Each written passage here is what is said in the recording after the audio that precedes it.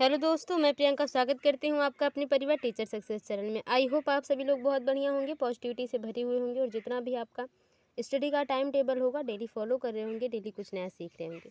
तो जैसा कि आप लोगों ने थंबनेल में देखा कि आज हम लोग पेट 2023 के जीके जीएस क्लास 2 के क्वेश्चंस और आंसर्स के बारे में बात करेंगे। जो क्वेश्चन की संख्या होने वाली है वो टॉप 30 प्रश्न होने वाले हैं। ये प्रश्न जो आए हुए हैं वो प्रीवियस ईयर से संबंधित हैं और प्रैक्टिस सेट मिलाकर ये टॉप 30 प्रश्न तैयार किए गए हैं और कम समय में ज़्यादा प्रश्नों की व्याख्या के साथ बात की जाएगी। महत्वपूर्ण प्रश्नों की श्रृंखला इसलिए है क्योंकि किसी भी एग्ज़ाम को क्रैक करने के लिए प्रीवियस ईयर और प्रैक्टिस सेट कितना इंपॉर्टेंट है ये बखूबी आप जानते हैं। आज की क्लास में आपका इन टॉप 30 प्रश्नों में कितना स्कोर रहता है कमेंट बॉक्स में ज़रूर नोट डाउन करें। और अगर पहली बार हमारी वीडियो से अवगत हो रहे हैं, पहली बार हमारी वीडियो देख रहे हैं तो चैनल को सब्सक्राइब करें और बेल आइकन को भी प्रेस कर दें ताकि आने वाली अगली वीडियो आप तक पहले पहुंचे। ज़्यादा टाइम वेस्ट नहीं करते हैं, शुरू करते हैं। क्या है प्रश्न और किस प्रकार के प्रश्न हैं, उन प्रश्नों के बारे में चर्चाएँ की जा रही हैं। देखते हैं पहला क्वेश्चन। तो जैसा कि आप पहला क्वेश्चन देख रहे हैं कि हड़प्पा के लोगों को की सामाजिक पद्धति क्या थी। ठीक है, जो हड़प्पा के लोग थे, सिंधु सभ्यता में जो सबसे पहले जो स्थान या स्थल खोजा गया वो हड़प्पा सभ्यता के नाम से जाना जाता है और उसको सिंधु सभ्यता भी कहा जाता है। तो सामाजिक पद्धति क्या थी, ऑप्शन देखते हैं। उचित सत्तावादी, दास श्रमिक आधारवादी, वर्ण आधारित, जाति आधारित। तो देखिए पहले क्वेश्चन के सही आंसर की बात कर ली जाए तो पहला ऑप्शन बिल्कुल सही हो जाएगा, जो है वो उचित सत्तावादी है। ठीक है, समतावादी या सत्तावादी ऐसे करके कुछ है, मुझे लगता है ये मिसप्रिंट है। ठीक है, तो ये है। बात कर लेते हैं हड़प्पा सभ्यता के बारे में। तो वहाँ पे उस टाइम में हड़प्पा सभ्यता के समय या सिंधु सभ्यता के समय जो लोग थे उनको 4 वर्गों में बांटा गया था। कितने वर्गों में? 4 वर्गों में बांटा गया था। ठीक है, अब 4 वर्ग कौन कौन से थे? पहला तो शासक था। ठीक है, पहला शासक था। दूसरा धनी, धनी या इन्हें कुलीन वर्ग भी कहा जाता है। इसके बाद तीसरे की बात कर ली जाए तो तीसरा जो था वो मध्यम वर्ग था, मध्यम वर्ग। और चौथा जो था वो निम्न वर्ग था। कौन सा था? निम्न वर्ग था। तो ये चार बातें हो गई जो इम्पोर्टेंट है। 4 वर्गों में बांटा गया था लोगों को और जो है चारों के हमने नाम जान लिए। अब बात कर लेते हैं कि किस आकार में खुदाई हुई थी। तो त्रिभुजाकार की आकृति थी। ठीक है, क्या है? त्रिभुजाकार की आकृति थी। और बात कर ली जाए कि जो इसका क्षेत्रफल था जितना, वो लगभग 13 लाख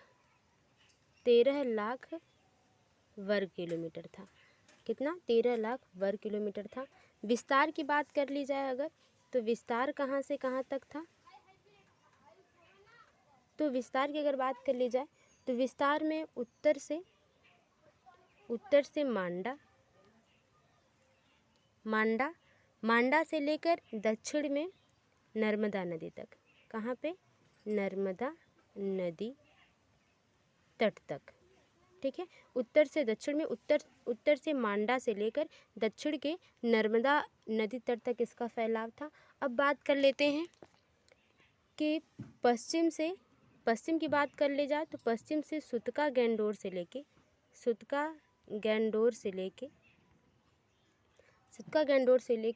और पूर्व में आलमगीर तक इसका विस्तार था। आलमगीरपुर तक। ठीक है, और आलमगीर को इस समय में मेरठ कहा जाता है। और बात कर ली जाए कि प्रजाति जो है यहाँ पे हड़प्पा सभ्यता की जो प्रजाति थी, ठीक है, इन सब का जो है अलग क्लास पूरे अच्छे से सिस्टमेटिक ढंग से आएगा। फिलहाल मैं यहाँ पे कुछ मेन पॉइंट है जो उनके बारे में बात कर लेती हूँ कि जो सिंधु सभ्यता में प्रजाति थी वो 4 प्रकार की प्रजाति थी। ठीक है, मैं बोल देती हूँ, आप लिख लीजिए। पहला था प्रोटो ऑस्ट्रेलाइड। ठीक है, पहला था प्रोटो ऑस्ट्रेलाइड, दूसरा था भूमध्य सागरीय, तीसरा था अल्पाइन और चौथा था मंगोलाइड। ठीक है, मंगोलाइड। तो इनके बारे में डिटेल में जो है क्लासेस बनाई जाएंगी।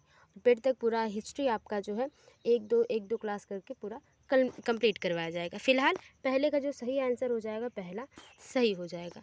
आगे देखते हैं। सांख्य, योग, न्याय, वैशेषिक, मीमांसा एवं वेदांत इन भारतीय दर्शनों की स्पष्ट रूप से अभिव्यक्ति है। ठीक है, ये जो 6 दर्शन है, 1 2 3 4 5 और 6, ये जो 6 भारतीय दर्शन है, इनकी स्पष्ट रूप से अभिव्यक्ति किस में है? वैदिक युग में, गुप्त युग में, कुशल युग में, मौर्य युग में। तो दूसरे के सही आंसर की बात कर ली जाए तो जो सही आंसर है वो वैदिक युग बिल्कुल सही हो जाएगा। कि इन 6 भारतीय दर्शनों की जो बात है, स्पष्ट रूप से जो अभिव्यक्ति है, जिसके बारे में पूरी तरह से बताया गया है, वो आपका वैदिक युग में है। ठीक है, अब इन 6 दर्शनों को, ठीक है, भारतीय दर्शनों को क्या कहा जाता है? एक दूसरे नाम से भी जाना जाता है, जिसका नाम है आस्तिक दर्शन। इन्हें आस्तिक दर्शन भी कहा जाता है। क्या? आस्तिक दर्शन भी कहा जाता है। ये एक पॉइंट रही। अब बात कर लेते हैं, अगर वैदिक काल की बात करी जाए, वैदिक युग की, तो वेद शब्द कहाँ से आया है? तो वेद शब्द का जो अर्थ होता है वो होता है ज्ञान। क्या होता है? ज्ञान। इस प्रकार के प्रश्न पूछा जाता है। और वैदिक युग में, वैदिक जो काल की जो सभ्यता थी, वो जो ग्रामीण सभ्यता थी। क्या थी? ग्रामीण, यानी गांव की तरह थे। और जो जीवन निर्वाह का जो जरिया था वो कृषि थी। ठीक है, वो क्या थी? कृषि थी। जबकि जो आप सिंधु सभ्यता के बारे में जानते हैं, या जो आप हड़प्पा सभ्यता के बारे में जानते हैं, वहाँ की जो सभ्यता थी वो नगरीय थी। ठीक है, नगरीय थी, क्योंकि नगर के हिसाब से नालियाँ ढकी हुई थी, जो है सड़कें जो हैं सीधी थी, और जो घर के दरवाजे हैं, यानी कि जो द्वार है, वो सड़क की तरफ खुलते थे और पूरी तरह से कीलेबंदी थी। तो ये एक नगरीय सभ्यता का प्रतीक था। वो आपका सही हो गया। अब वैदिक काल की और बात कर ली जाए तो वैदिक काल की संस्कृति का निर्माता किसको कहा जाता है? यानी कि वैदिक काल संस्कृति जो आई वो आर्य के आने से आई है। ठीक है, इसके पहले की वीडियो में मैंने ये बताया है कि आर्य शब्द का सबसे पहले उपयोग किसने किया था। अगर आपको पता है, अगर आपने वो वीडियो देखी है, नहीं देखी तो जाके देखें, अगर देखे तो आपको पता होगा, तो कमेंट बॉक्स में नोट डाउन जरूर करें। अब बात कर लें, वैदिक काल को 2 युगों में बांटा गया है। कौन? एक ऋग वैदिक काल, ठीक है, ऋग वैदिक काल, दूसरा आपका उत्तर वैदिक काल। उत्तर वैदिक काल, समय की बात कर ली जाए तो ये 1500 से 1000 ईसा पूर्व, यहाँ पे 1000 ईसा पूर्व से 600 ईसा पूर्व। ठीक है, कितने? 600 ईसा पूर्व। तो ये रही बात। आगे चलते हैं, अगला क्वेश्चन देखते हैं। फिलहाल दूसरे का जो सही आंसर हो जाएगा वो पहला हो जाएगा। हर्षवर्धन अपनी धार्मिक सभा कहाँ किया करता था? ठीक है, हर्षवर्धन, बहुत ही इंपॉर्टेंट टॉपिक, इससे पूछ लिया जाता है अधिकतर। ठीक है, ऑप्शन देखते हैं, मथुरा, प्रयाग, वाराणसी, पेशावर। तो तीसरे के सबसे सही आंसर की बात कर ली जाए तो प्रयाग जो है बिल्कुल सही आंसर हो जाएगा। और बात कर लेते हैं, जब हर्षवर्धन की बात आई है तो थोड़ा सा प्रयाग सभा जो है अपनी धार्मिक सभा जो है वो प्रयाग में करता था, जिसको प्रयाग सभा के नाम से जाना जाता था। क्या? प्रयाग सभा के नाम से जाना जाता था। यहाँ इसको महामोक्ष परिषद भी कहा जाता है। महामोक्ष परिषद भी कहा जाता था। परिषद, ठीक है, परिषद। किसको? प्रयाग सभा को महामोक्ष परिषद के नाम से भी जाना जाता है। और बात कर लेते हैं कि हर्षवर्धन के काल में हेंगसांग आया था। कौन आया था? हर्षवर्धन के काल में हेंगसांग आया था। हेंगसांग आया था। और ये किस मार्ग से आया था? ये स्थल मार्ग से आया था। ठीक है, किस मार्ग से आया था? स्थल, समुद्री मार्ग से जो आया था। अगर आपको पता है तो कमेंट बॉक्स में जरूर नोट डाउन करें। तो ये स्थल मार्ग से आया हुआ था। और ये जो है हेंगसांग हर्षवर्धन को शिलादित्य कहता था। क्या कहता था?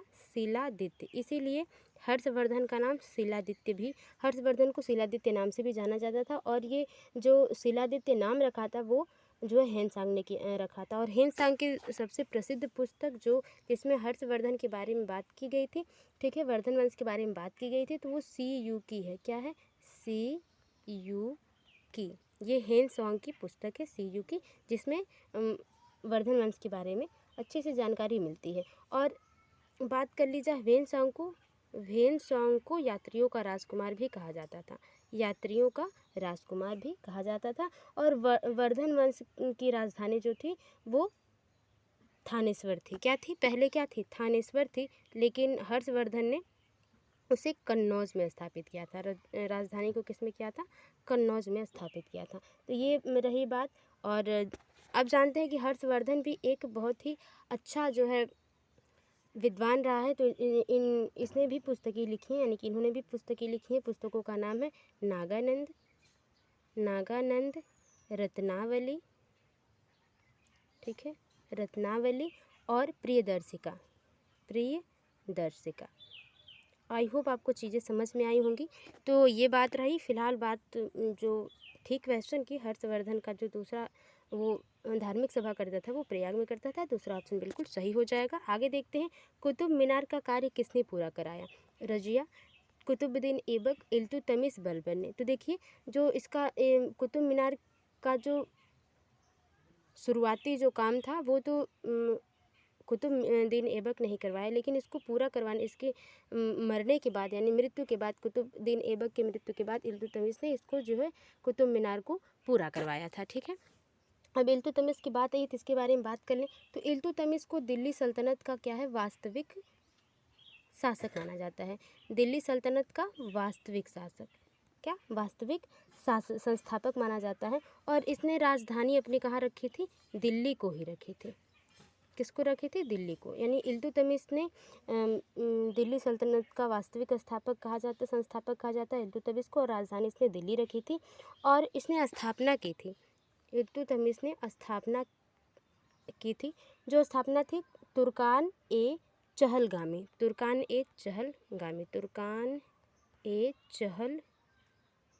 ठीक है, चहलगामी। आप यहाँ इसको पूरा कर लीजिए, चहलगामी।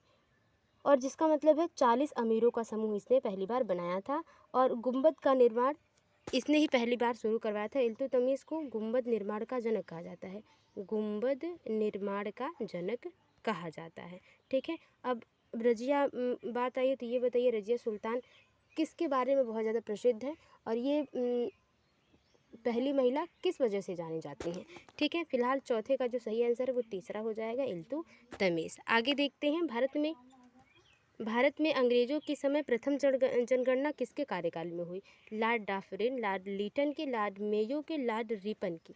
तो पाँचवें के सही आंसर की बात कर ली जाए तो लॉर्ड मेयो जो है वो सही आंसर हो जाएंगे कि पहली बार जो है भारत में अंग्रेजों के समय पहली बार जो जनगणना हुई थी, वो भी पूरी तरह से नहीं, कुछ राज्यों की हुई थी।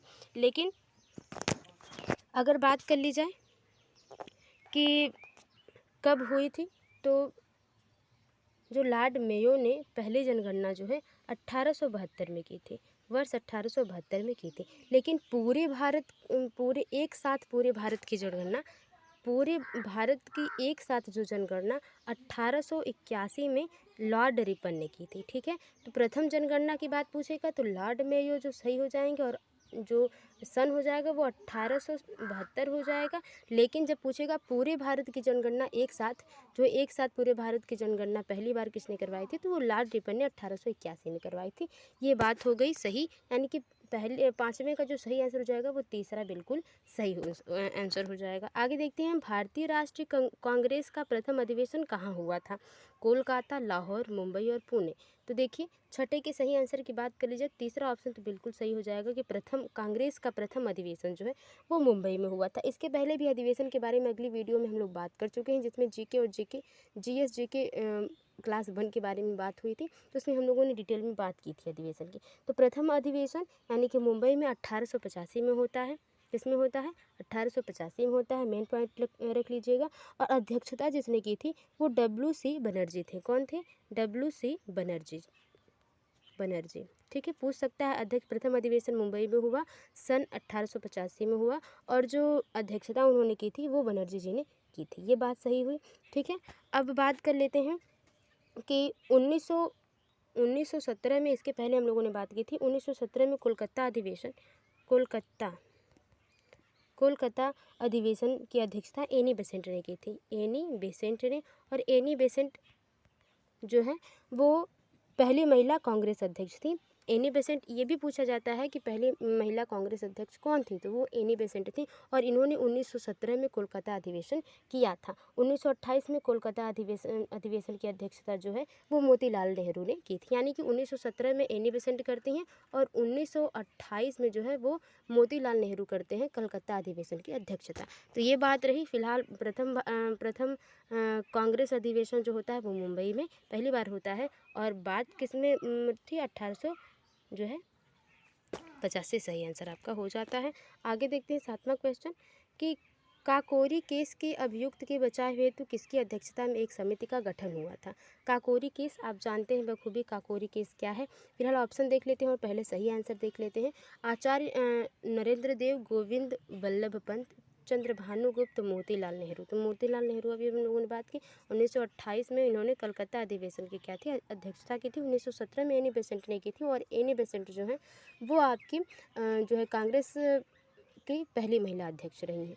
ठीक, 7वें के सही आंसर की बात कर ली जाए, दूसरा ऑप्शन बिल्कुल सही हो जाएगा। गोविंद बल्लभ पंत ने जो है काकोरी केस के बचाव में जो समिति गठन हुई थी उसका जो इन्होंने क्या किया था, अध्यक्षता इन्होंने की थी। ठीक है, अब काकोरी केस क्या है, एक ट्रेन की डकैती होती है। ठीक है, एक ट्रेन की क्या होती है, डकैती होती है। कब होती है, 19 अगस्त 1924 में 25 में होती है, सॉरी 25 में होती है। और बात कर ले काकोरी नाम इसका क्यों पड़ा, क्योंकि जो ट्रेन थी वो काकोरी नामक गांव के स्थान पर इसको क्या किया गया था, लूटा गया था। और ब्रिटिशों के खिलाफ जो है भारतीय क्रांतिकारियों ने ऐसा जो है काकोरी कांड या काकोरी केस चला हुआ था। उन्होंने ट्रेन की डकैती की थी ब्रिटिशों के खिलाफ।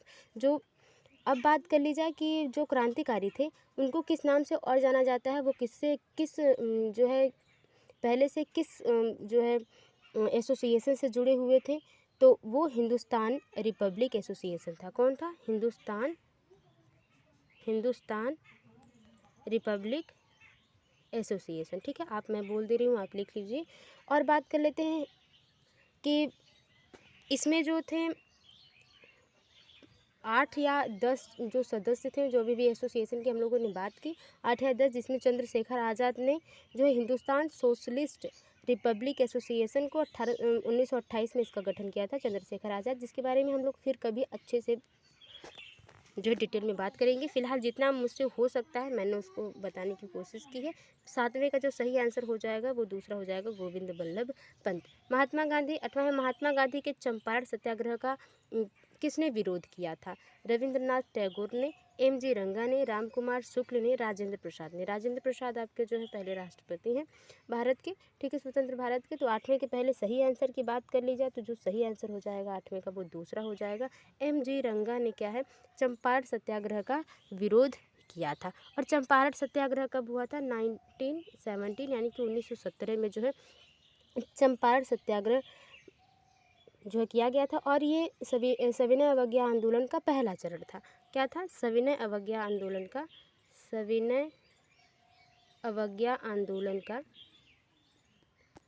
का पहला था। कौन सा, चंपारण सत्याग्रह था।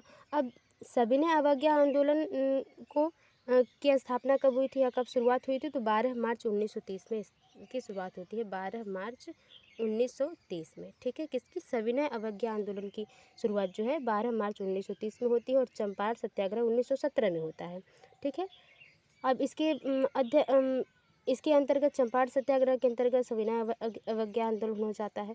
उसके बाद क्या है, जो इम्पॉर्टेंट है यानी कि दांडी यात्रा कब से कब होती है, अगर आपको पता है कमेंट बॉक्स में बताएं। और मैं इतना बता सकती हूँ कि साबरमती आश्रम से लेकर वो जो है गुजरात के दांडी गांव तक पहुँचते हैं। वो भी कब, वो पहुँचते हैं 5 अप्रैल 1930 को। 5 अप्रैल 1930 को जब ये क्या है, गुजरात के दांडी स्थान पर पहुँचते हैं, जो कि गुजरात के नदी के तट पे स्थित है दांडी गांव, वहाँ पर पहुँचते हैं। और लगभग 240 मील दूरी के बाद वो पहुँचते हैं और इसी को दांडी यात्रा के नाम से जाना जाता है। और कब से कब हुआ, अगर आपको पता है तो कमेंट बॉक्स में जरूर नोट डाउन करो। वैसे मैंने हिंट दे ही दिया, अच्छे से बता ही दिया है। तो 8वें का दूसरा ऑप्शन बिल्कुल सही हो जाएगा। किसके सुझाव पर भारतीयों को साइमन कमीशन से बाहर रखा गया? Lord reading, Lord James Ford, sir John Simon, Lord Irwin. तो देखिए 9वें के सही आंसर की बात कर ली जाए, चौथा ऑप्शन बिल्कुल सही हो जाएगा, लॉर्ड इरविन ने। ठीक है, साइमन कमीशन आप जानते हैं। तो साइमन कमीशन जो है सर जॉन साइमन की अध्यक्षता जो है अध्यक्षता में, यानी कि साइमन कमीशन को किसने शुरू किया था? साइमन ने ही शुरू किया था और इसकी अध्यक्षता भी उसी ने की थी। ठीक है, और ये 7 सदस्यों का एक गठन था। ठीक है, 7 सदस्य इसमें थे जिनको जो है श्वेत कमीशन भी कहा जाता है, क्योंकि इसमें सारे ब्रिटिश के ही लोग थे, यानी ब्रिटेन के ही लोग थे, ब्रिटिश के ही। और कब इसका गठन होता है? तो 8 नवंबर 1927 को, 8 नवंबर 1927 को साइमन कमीशन का जो है गठन होता है। किसकी अध्यक्षता में? सर जॉन साइमन की अध्यक्षता में। और इसको श्वेत कमीशन के नाम से भी जाना जाता है। ये बात रही। आई होप आपको चीज़ें समझ में आई होंगी। और लॉर्ड इरविन के कहने पर भारतीयों को साइमन कमीशन से दूर रखा गया था। ठीक है, यही बात हो गई, चौथा ऑप्शन बिल्कुल सही हो गया। वर्ष 1946 में आज़ाद हिंद फौज के लाल किले में दिल्ली के मुकदमे की पैरवी निम्नलिखित में से किसने नहीं की थी? ठीक है, किसने नहीं की थी, यानी कि आज़ाद हिंद फौज की स्थापना जो है आपके सुभाष चंद्र बोस जी कहते हैं। उनका नारा है कि तुम मुझे खून दो मैं तुम्हें आज़ादी दूंगा, ये उनका नारा रहा था। ऑप्शन पहले बात कर लेते हैं, भूला भाई देसाई, जवाहरलाल नेहरू, वल्लभ भाई पटेल, कैलाश नाथ काटजू।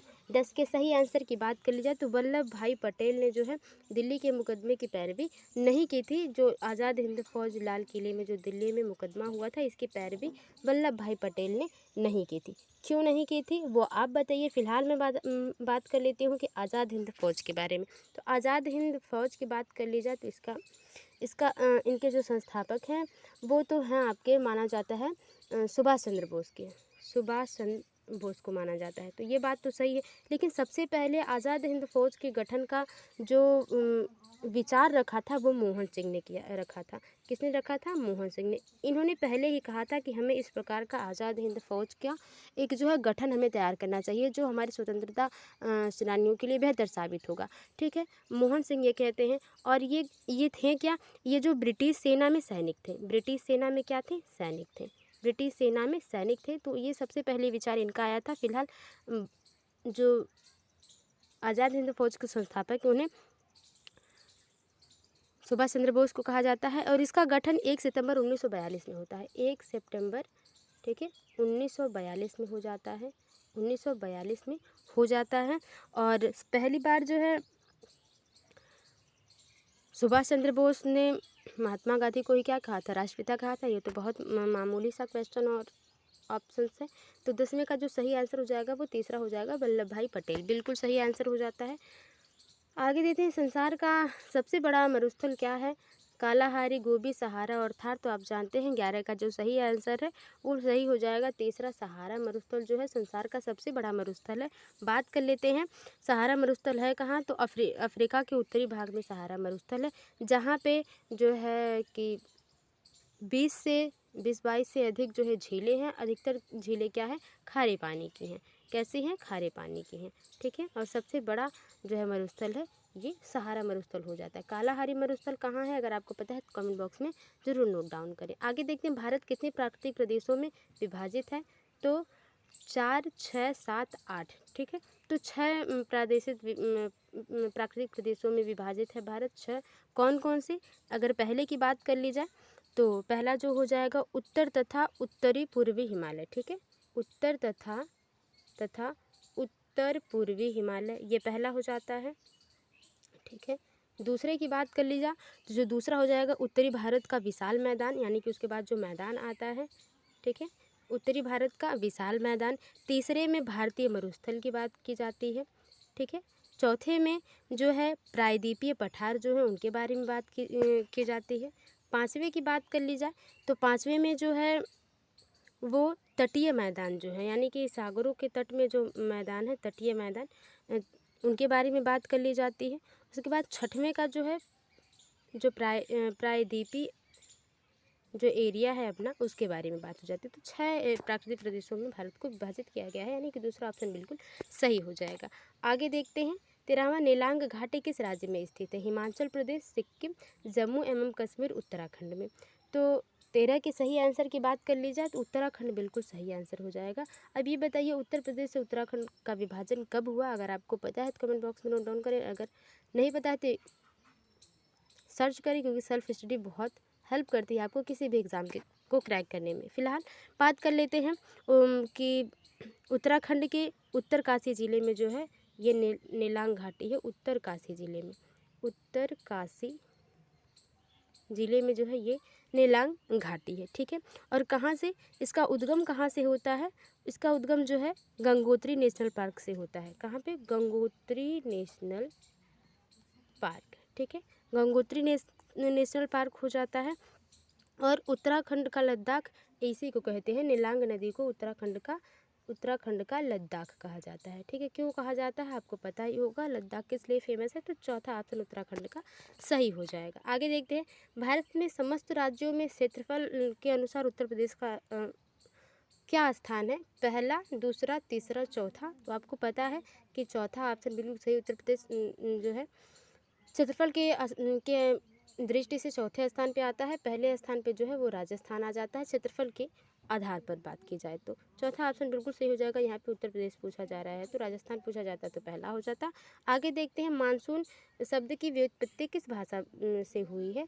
तो अरबी, स्पेनिश, हिंदी, आंग्ल। तो जो सही आंसर है 15 का वो पहला हो जाएगा, अरबी से, ठीक है। मानसून शब्द की उत्पत्ति जो है वो अरबी के मौसिन शब्द से हुई है। किसी? मौसिन शब्द से हुई है, जिसका अर्थ होता है मौसम, ठीक है। जिसका अर्थ होता है मौसम।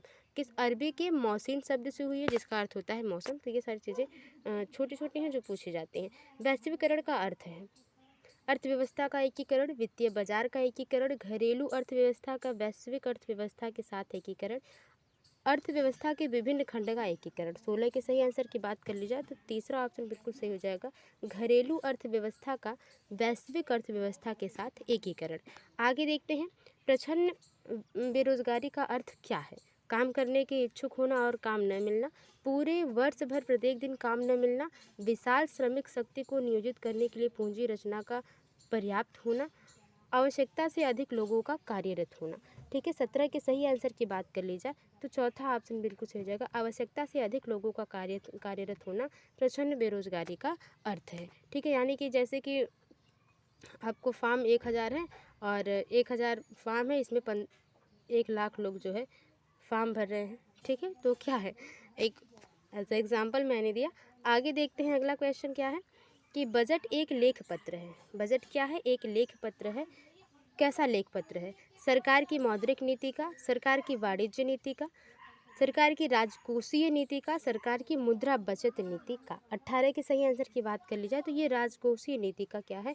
एक लेख पत्र है। बजट जो है कौन जारी करता है? अगर आपको पता है, आपको पता ही होगा क्योंकि बहुत ही बेसिक सवाल है और आप इसका आंसर देंगे। निम्नलिखित में से कौन सा एक संविधानेतर संस्था है? संविधानेतर संस्था है। वित्त आयोग, अंतर्राज्यीय परिषद, निर्वाचन आयोग या नीति आयोग, ठीक है। तो 19 के सही आंसर की पहले बात कर ली जाए, चौथा ऑप्शन बिल्कुल सही हो जाएगा, नीति आयोग। नीति आयोग आप जानते हैं national institute for transforming India, यानी कि नीति, ठीक है। तो N for national, I for institute, for और टी से है ट्रांसफरिंग और आई से हो जाएगा आपका इंडिया, ट्रांसफरिंग इंडिया, ठीक है। अब बात कर लेते हैं कि इसका गठन कब होता है। 1 जनवरी 2015 में इसका गठन होता है नीति आयोग का, ठीक है। और अध्यक्षता जो है, अध्यक्ष जो इसके होते हैं वो वर्तमान जो पीएम होते हैं उस टाइम में, वही जो है इसके क्या होते हैं, अध्यक्ष हो जाते हैं, ठीक है। तो नीति आयोग के बारे में बात हो गई। आगे देखते हैं, RN मल्होत्रा कमेटी संबंधित है बीमार उद्योगों से, कर सुधारों से, बीमा क्षेत्र से, बैंकिंग क्षेत्र से। 20 के सही आंसर की बात कर ली जाए तो ये बीमा क्षेत्र कमेटी, मल्होत्रा कमेटी जो है बीमा क्षेत्र से संबंधित है। तीसरा ऑप्शन बिल्कुल सही हो जाएगा। आगे देखते हैं, प्रस्तावना का वह प्रावधान जो कभी सभी वयस्क नागरिकों को मतदान का अधिकार प्रदान करता है क्या कहलाता है?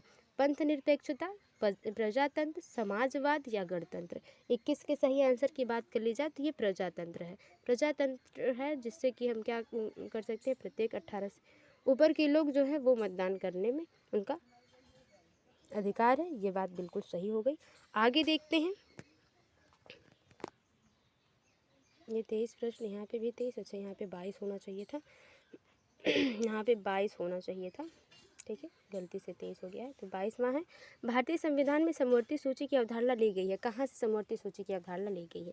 ऑप्शन देखते हैं, कनाडा, ऑस्ट्रेलिया, यूएसए और ब्रिटेन। यूएसए यानी कि अमेरिका, ठीक है। 23 के सही आंसर की पहले बात कर ली जाए तो यूएसए यानी कि अमेरिका से तो ये बात हो जाती है। और कौन कौन सी चीज़ें, कौन कौन सी अवधारणा जो है वो लिया गया है वो आप कमेंट बॉक्स में बताइए। फिलहाल बात कर लेते हैं कुछ अमेरिका में अमेरिका से मूल अधिकार, ठीक है, समवर्ती सूची के मूल अधिकार लिया गया है, मूल अधिकार लिया गया है, ठीक है।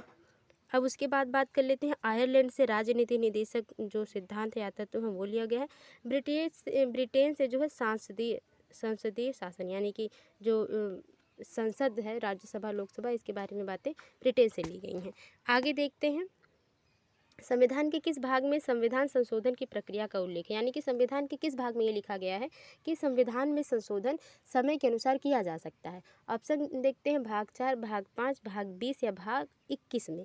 23 के सही आंसर की बात कर लीजिए तो 23 का जो सही आंसर है वो तीसरा हो जाएगा, भाग 20 में की गई है। और बात करते हैं कुछ इंपॉर्टेंट जो है, तो ये भाग जो है 20 की तो बात हो जाती है। अब अनुच्छेद यानी कि एक्ट की बात कर लें तो एक्ट वो क्या है, 388, अनुच्छेद 388 में जो है संविधान संशोधन की प्रक्रिया की बात की जाती है। लेकिन अगर बात कर ली जाए, केशवानंद भारती मामला जब आया था 1973 में केशवानंद भारती मामला जब आया था, उसके बाद संविधान के मूल ढांचे में कोई परिवर्तन नहीं होगा, यानी कि कोई संशोधन नहीं होगा, इस बात को रखा गया था। तो ये जो है मेन पॉइंट है वो आप याद रखिएगा। फिलहाल जो है पूरे संविधान में संशोधन किया जा सकता है, बल्कि मूल ढांचे में संशोधन नहीं किया जा सकता। कब से? जब केशवानंद भारती मामला 1973 में आया हुआ था तब, ठीक है। भाग 20 सही आंसर हो जाएगा आपका। भारतीय संविधान के किस अनुच्छेद में प्रेस की स्वतंत्रता दी गई है? अनुच्छेद 14, अनुच्छेद 25, अनुच्छेद 21A, अनुच्छेद 19I, ठीक है। 24 के सही आंसर की अगर बात कर ली जाए तो जो सही आंसर हो जाएगा वो हो जाएगा कि चौथा बिल्कुल सही हो जाएगा, 19I, ठीक है। कौन सा? 19I, चौथा ऑप्शन सही हो जाएगा, ठीक है। इसमें प्रेस की स्वतंत्रता तो दी ही गई थी। व्यावसायिक विज्ञापन की स्वतंत्रता यानी कि जो भी आप बिजनेस कर रहे हैं उसका विज्ञापन, उसका प्रचार प्रसार आप कर सकते हैं, जैसे स्कूल्स के लोग करते हैं, कोई भी प्रोडक्ट कंपनी करती है तो ये विज्ञापन की स्वतंत्रता भी इसी अनुच्छेद में दी गई थी, 19I में। और फ़ोन टैपिंग के विरुद्ध अधिकार, जो फ़ोन टैपिंग है उसके विरुद्ध जो है विरोध करना, उसका जो है आपका अधिकार है। शांति का अधिकार भी इसी में बताया गया था, अनुच्छेद 19I में।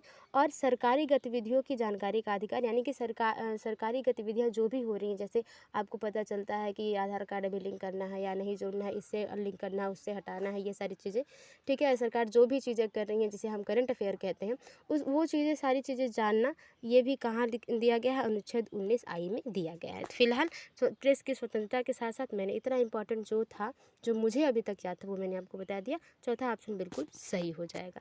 आगे देखते हैं, निम्नलिखित में से कौन सा कार्य कलेक्टर का नहीं है? भू राजस्व का एकत्रीकरण, कानून व्यवस्था का रख रखाव, आय कर का एकत्रीकरण, और चौथा है भू दस्तावेजों का रख रखाव। यानी कि 25 के सही आंसर की बात कर ली जाए तो जो तीसरा आंसर है आय कर का एकत्रीकरण, यानी कि आय का जो GST वेस्टी ये सब लेने हैं, या आयकर जो भी अदर प्रत्यक्ष अप्रत्यक्ष रूप से लिया जाता है, वो जो है आयकर का एकत्रीकरण, ये जो है कलेक्टर का कार्य नहीं है। तीसरा ऑप्शन बिल्कुल सही हो जाएगा।